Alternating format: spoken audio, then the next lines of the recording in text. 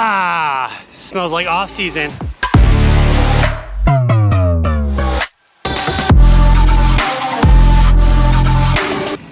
All right, it's off season.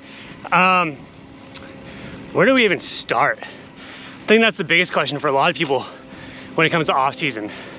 So, one thing to think about, I've been 2 weeks completely off the bike. During those 2 weeks, my coach sat down and rolled out a game plan for this off season. We had some meetings about it. I got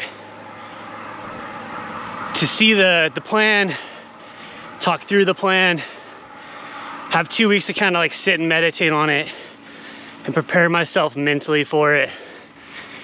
So today is day one of that off-season plan.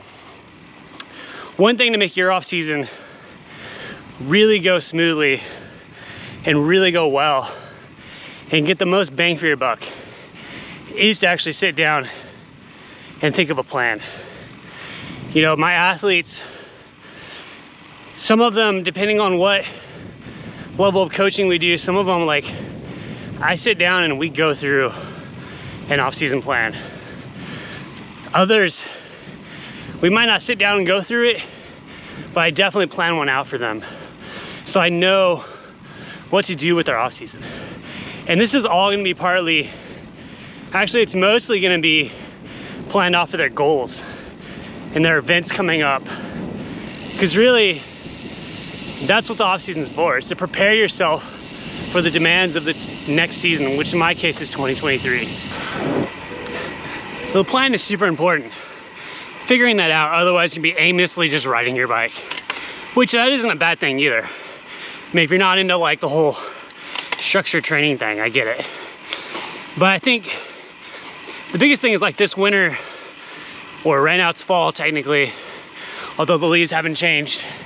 But one thing I've noticed is this off season will be a lot of volume for me.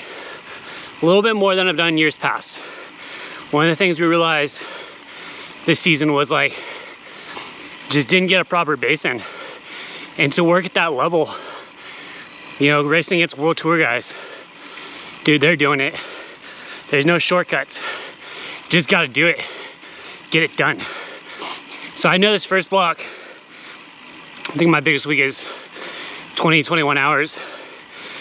But then block 2, I think that's my first week, right?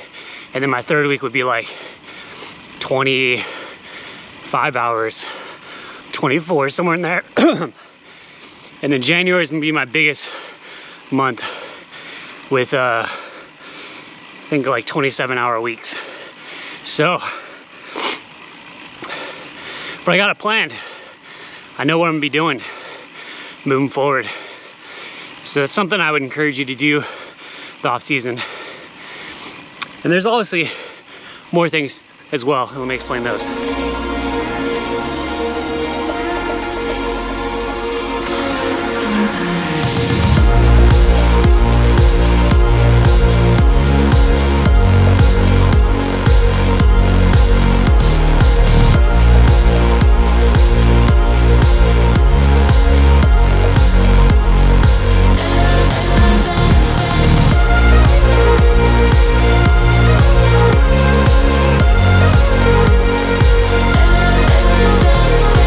Fun fact, I'm on the climb where I had like my name right back there. It's actually still slightly see it in the pavement.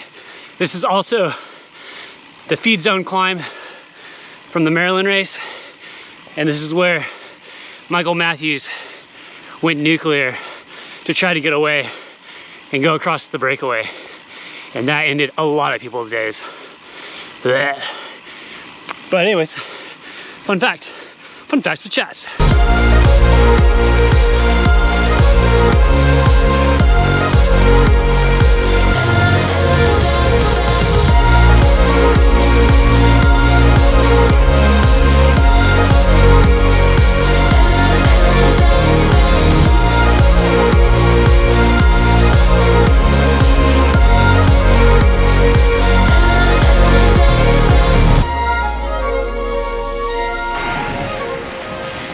Definitely have some fun this off season. Join group rides, That helps pass the time. That helps you stay motivated when the weather's crap. You know, I think that's the hardest thing about being here on the East Coast, especially up here in Maryland, PA area. It gets cold in the winter. So something I'll be doing this year is January, I'm gonna go back to California for a month, train, come back here.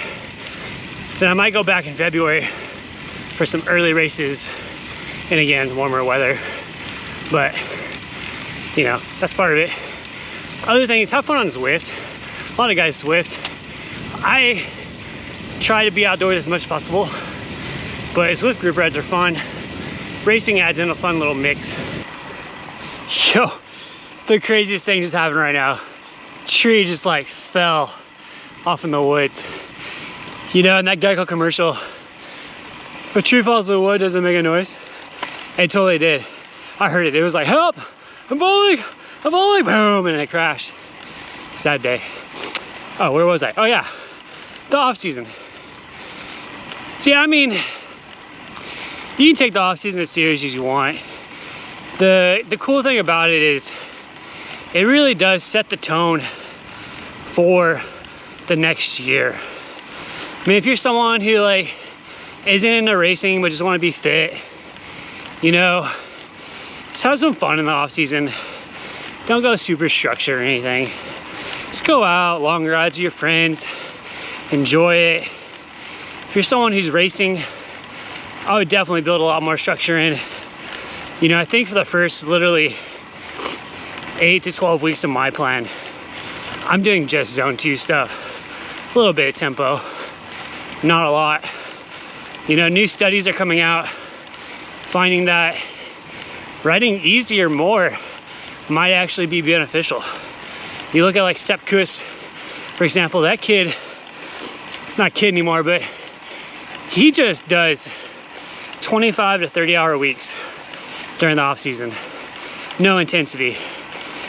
Comes out the first few races and he's doing well. Just an example, but do your off season however you want to. It's kind of my plan, what I'm doing.